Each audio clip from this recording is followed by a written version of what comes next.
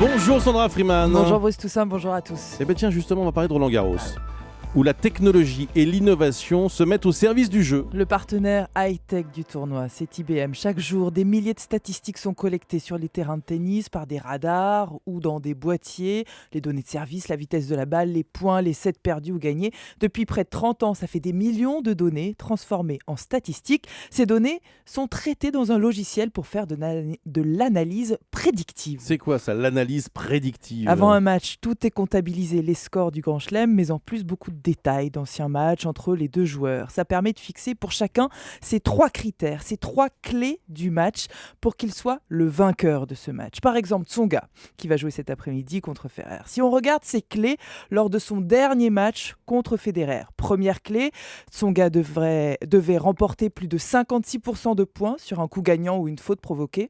Objectif atteint. Deuxième clé, il devait remporter plus de 64% de points sur le deuxième service adverse. Dans les faits, il en a remporté un peu moins, 58%. Troisième clé, il devait avoir un pourcentage de premier service supérieur à 67%.